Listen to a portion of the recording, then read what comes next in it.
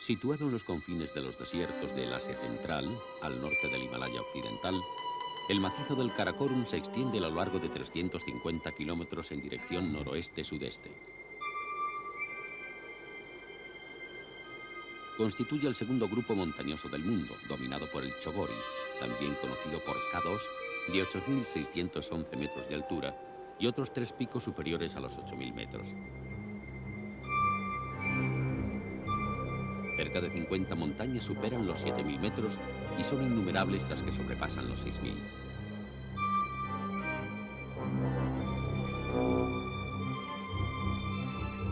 La cadena del Karakorum es joven. Está constituida por roca marina del Cretáceo que se formó sobre el lecho del mar de Tetis cuando emergió hace unos 60 millones de años al chocar el subcontinente indio con la placa euroasiática.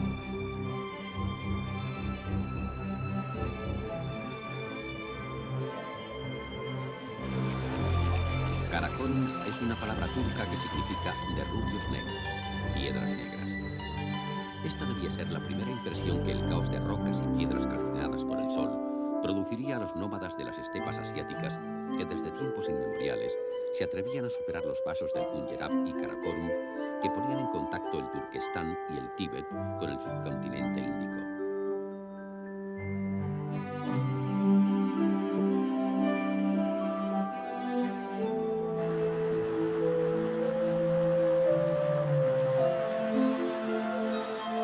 A través de estos valles, rodeados de las blancas paredes de hielo que recubren el granito del Karakorum, discurrió durante más de 2000 años el ramal de la Ruta de la Seda, que procedente del Turquestán, bajaba al sur de la cuenca del Indo a través de estos territorios del norte de Pakistán y del valle del Swat.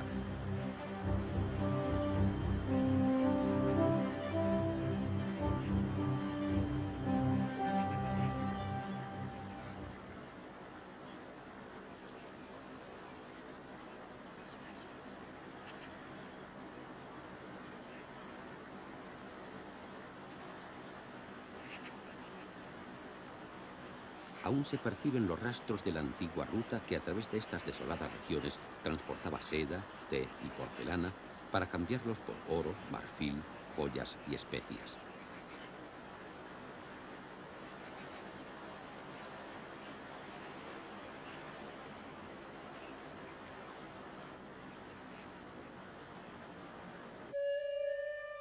Los petroglifos de Chilas, situados a orillas del río Indo, en pleno Dardistán, registran el paso de mercaderes, invasores y religiones, que de todo ha habido en estas agrestes regiones. Estas estilizadas imágenes, ya sean íbex, caballos y elefantes, reuniones festivas o rituales, caravanas de esclavos o de peregrinos, reyes y guerreros, estupas budistas y símbolos religiosos, forman parte de los tesoros del arte del Alto Indo.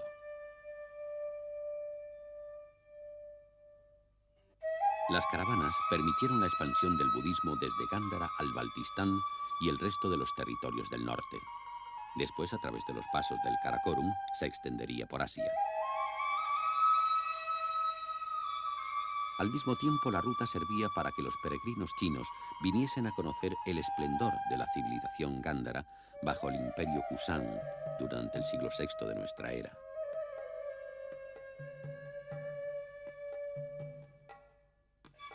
La ruta de la seda hace tiempo que cayó en desuso, lo que contribuyó al aislamiento de estos pueblos, que situados en apartados valles acentuaron entre sí sus diferencias culturales. Las áreas del norte de Pakistán abarcan unos 70.000 kilómetros cuadrados. Están formadas por Baltistán, la agencia de Gilgit y los antiguos reinos de Unza y Nagar.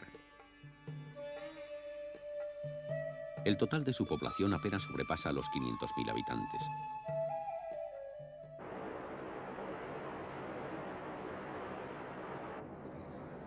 El aislamiento de estos territorios se solventó recientemente gracias a la construcción de la alta ruta del Karakorum, que une Pakistán con China a través del paso de Punjab.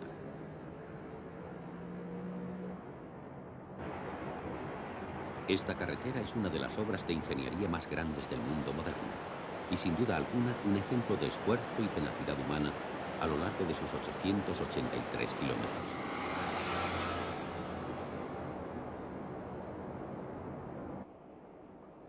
Fue construida en colaboración con los chinos, que se encargaron principalmente de los puentes, mientras los pakistaníes lo hacían de la carretera propiamente dicha. En Gilgit, un monolito y un sencillo cementerio rodeado de árboles alberga algunas de las tumbas de los trabajadores chinos que murieron durante la construcción de la alta ruta. Sobre ellos se alza en permanente homenaje la mole nevada del Rakaposi.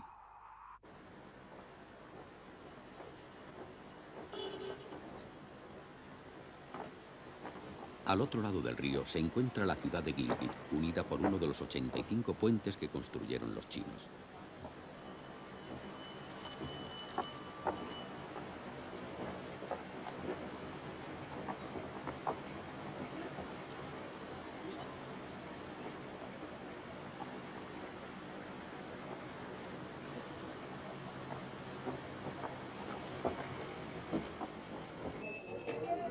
Por él y sus aledaños deambulan constantemente gentes de las más apartadas regiones de Pakistán y de las regiones próximas del Asia Central. Uzbecos, kirguises, gentes de Xinjiang.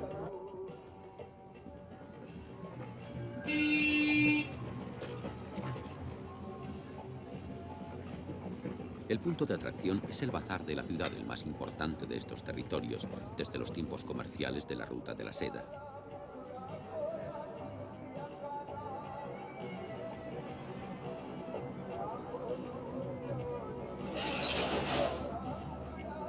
Los hombres, como en el resto de Pakistán, son casi los únicos visitantes de este bazar que aún sigue conservando parte de su pasada grandeza, donde se puede encontrar de todo lo que se puede encontrar en este país.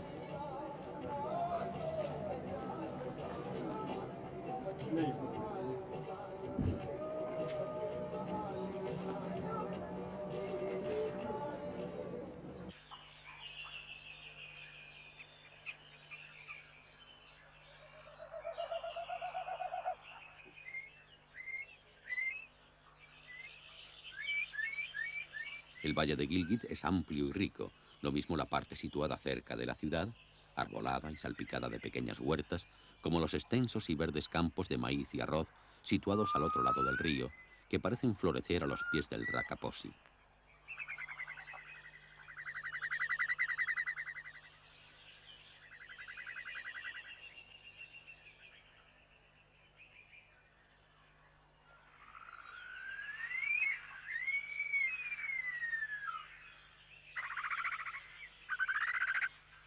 Estos valles, primorosamente cultivados desde la antigüedad, están rodeados del frío desierto del Karakorum. En ellos no llueve lo suficiente, ya que la altura del macizo se convierte en un deshumidificador que seca las áreas que cobija, convirtiéndolas en desiertos o semidesiertos alpinos.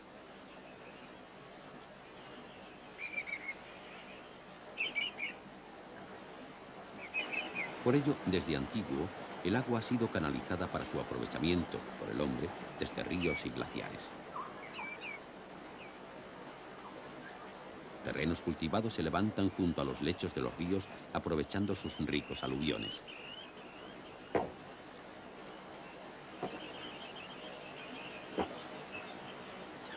El agua para el riego constante de estos auténticos oasis transcurre a través de los canales abiertos trabajosamente en las faldas de las montañas.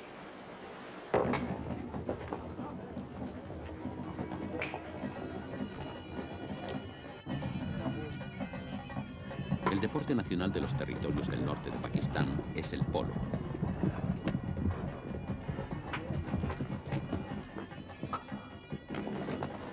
Este juego, originario de las estepas del centro de Asia, fue desarrollado por los persas que lo introdujeron en el subcontinente indio. La prosperidad de Gilgit la permite mantener dos equipos de polo. Mientras la propiedad de un caballo fue siempre un asunto de prestigio social, fuera del alcance de la mayoría, a excepción de la nobleza local, hoy la mayor parte de los caballos pertenecen a la policía y a los militares.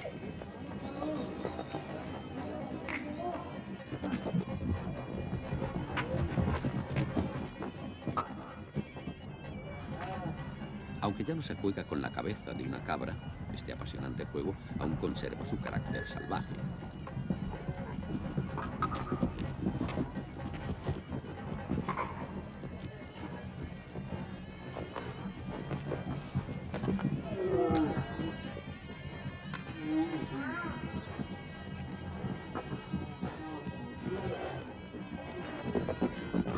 El temerario dominio del caballo por los jinetes es igualado por el valor de los espectadores que se sitúan alrededor del campo detrás de una pequeña valla sobre la que golpea con gran violencia la pelota mientras la orquesta mantiene con su música el ritmo del partido.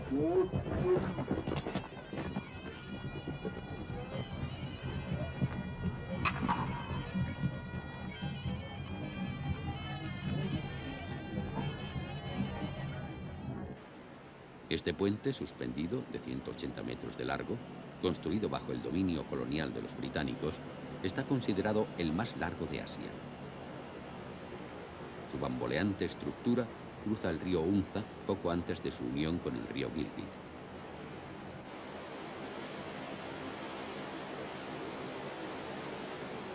Subiendo aguas arriba, el río Unza, antes de alcanzar el valle del mismo nombre, entre gargantas y bancales, surge el Rakaposi, desde el mismo cauce del río, en una ascensión constante hasta su cumbre.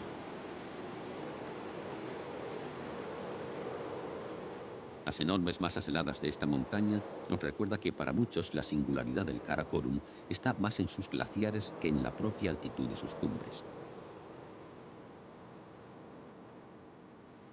Con excepción de las regiones polares, esta cordillera es el mayor espacio helado del planeta.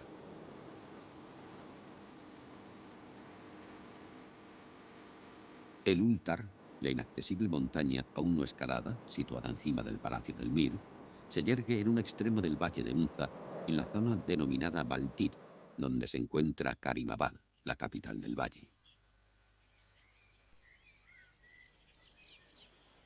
Frente a Baltit se abre el valle amplio, lleno de cultivos y salpicado por pequeñas casas de madera y barro.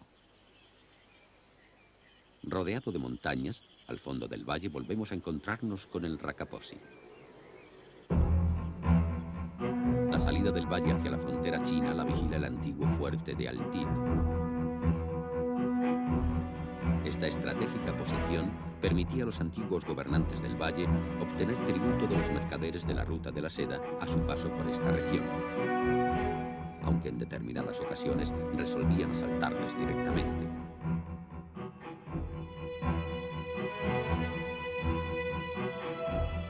La turbulenta historia de este valle, casi siempre dependiente de un poder externo, ya fuesen chinos o tibetanos, pero cuyo aislamiento y estratégica posición le convertía en la práctica en independiente, le hizo poderoso y temido. Hoy el Mir es una autoridad nominal, aunque respetada. Desde 1947 el poder es pakistaní y reside en Rawalpindi.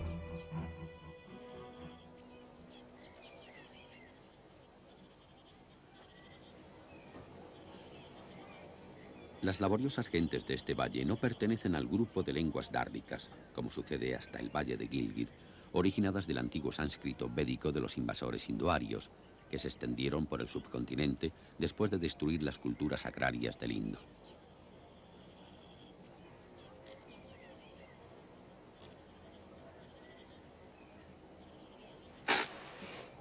Al sur del valle viven gentes de origen ario.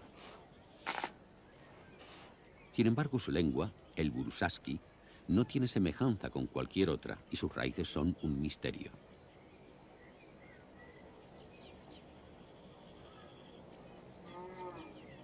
En el norte, sus habitantes descienden de emigrantes venidos de Bakán, al otro lado del Pamir.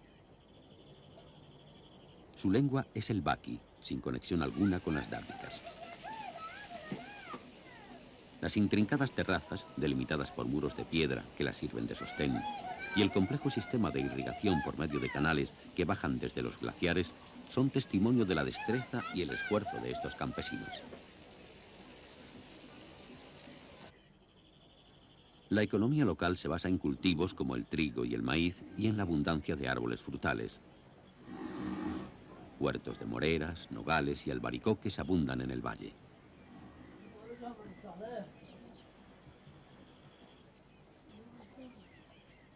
Después de la recolección, los frutos se ponen a secar en los planos tejados de las cúbicas casas para guardarlos de cara al largo invierno.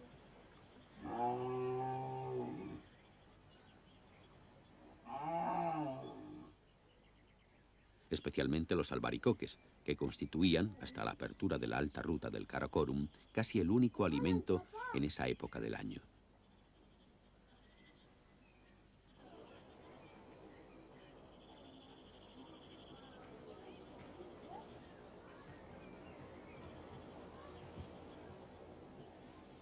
La tierra es tan escasa en el valle que apenas hay espacio para los pastizales, a excepción de esta zona próxima al fuerte Altit, donde hombres y mujeres se afanan en la recogida de hierba al final del verano para alimento del ganado cuando la nieve cubra el valle.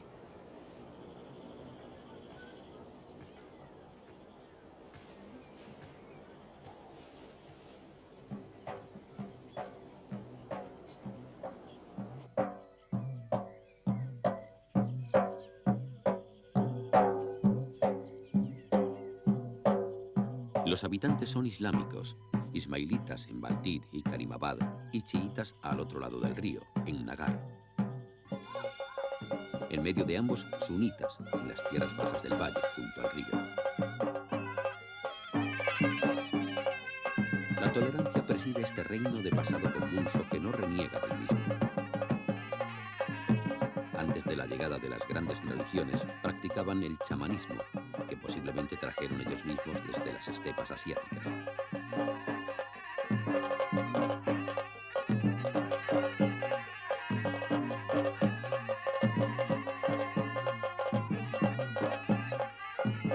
Aunque parezca un elemento más del folclore local, siguen con gran respeto las ceremonias que celebran los mitans, los chamanes locales.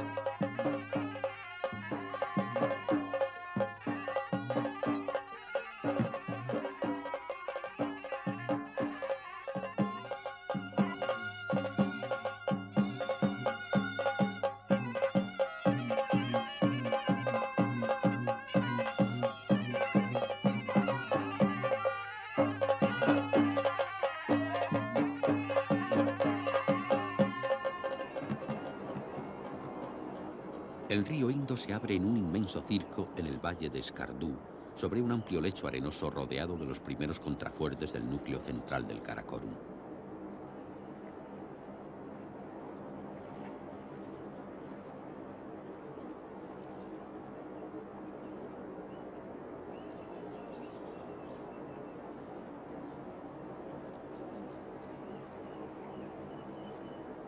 El agua se desliza entre dunas formando apacibles lagunas azuladas. Estamos en el corazón del desierto alpino. El contraste entre las dunas y las montañas nevadas constituye una permanente sorpresa.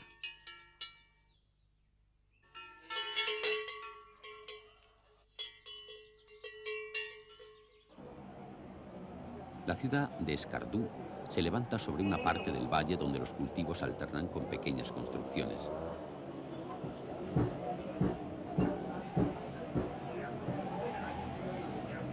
Batida siempre por el viento arenoso que procede del valle, tiene un pequeño bazar que únicamente gana en animación en las tardes del mes del Ramadán.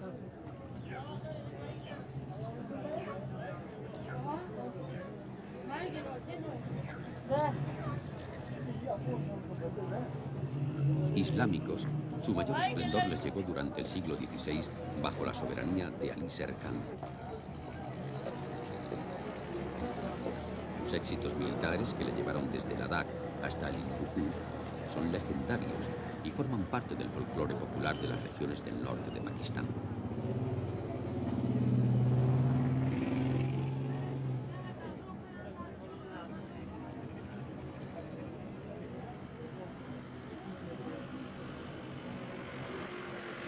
El origen de las gentes del Baltistán está ligado al Tíbet.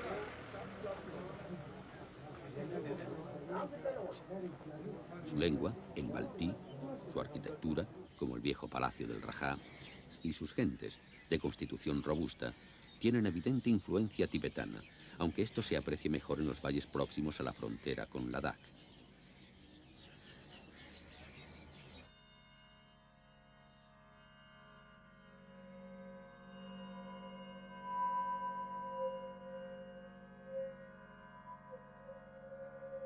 El Buda grabado en una roca junto al lago Satpara, en las proximidades de la ciudad, nos recuerda la religión de este pueblo antes de la llegada del Islam en el siglo XV.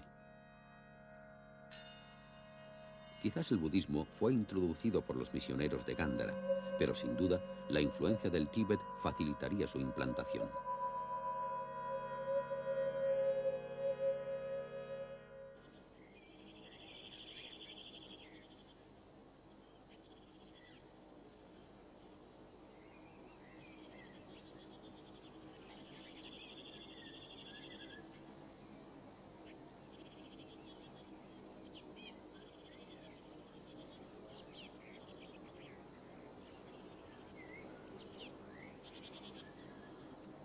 A pocos kilómetros al norte de Skardú se abre el valle del Sigar, antes de la unión del río del mismo nombre con el Indo entre extensos bancos de arena.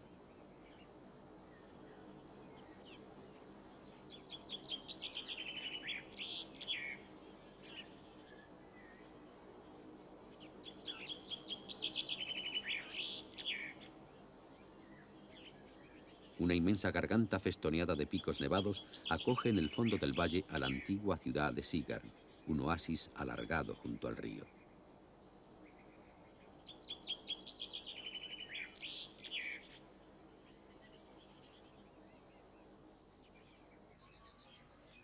A mediados de septiembre, estos valles hierven de actividad campesina.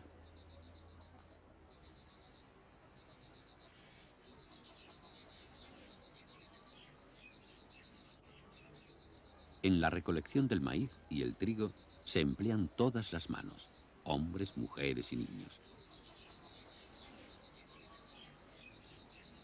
Todo el pueblo con sus animales y la maquinaria que puedan disponer hasta completar la tarea común.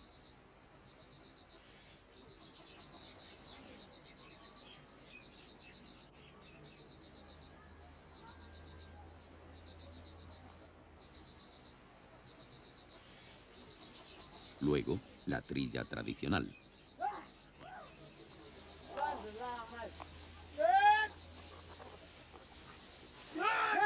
El ganado, cruce de yaks y bueyes, gira lentamente en círculo, pisoteando la cosecha para separar así el grano.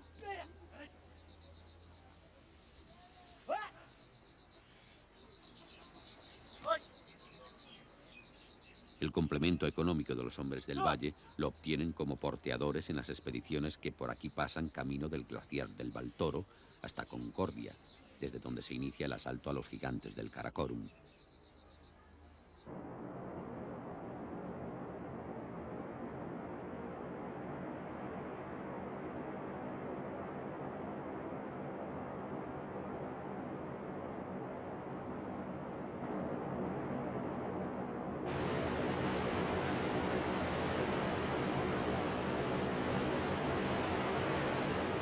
Al este de Skardú, siguiendo el curso del río Indo, la aridez del paisaje apenas se ve interrumpida por las parcelas aterrazadas que aprovechan el agua del río o la de algún torrente que se abre paso entre las paredes que le enmarcan.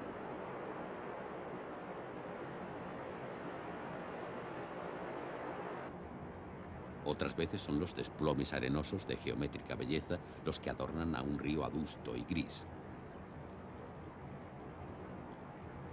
Uno de los múltiples puentes de la región, sobrevolando el ancho cauce, abre las puertas del Jardín del Edén, como le conocen las gentes que viven en el valle que cruza el río Siok antes de su unión con el Indo.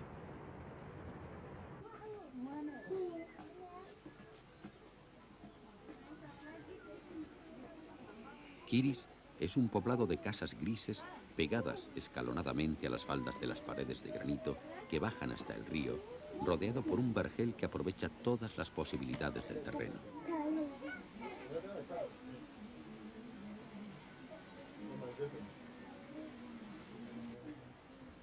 Durante el verano, el cultivo del sorgo, maíz, trigo y árboles frutales se combina con el cuidado del ganado en las tierras altas, situadas por encima de los 3000 metros, donde aún hay lluvias para asegurarle suficiente pasto.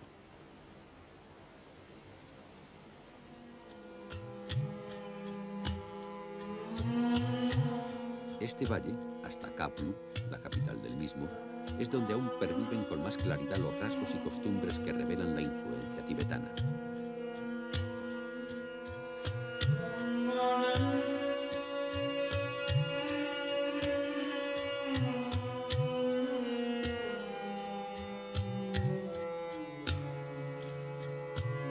aislamiento de los valles del Karakorum, la dureza del clima y las escasas posibilidades agrícolas, unido a un paisaje abrumador por su grandiosidad, parecen datos suficientes para que la actividad humana se desarrollase en lugares más propicios.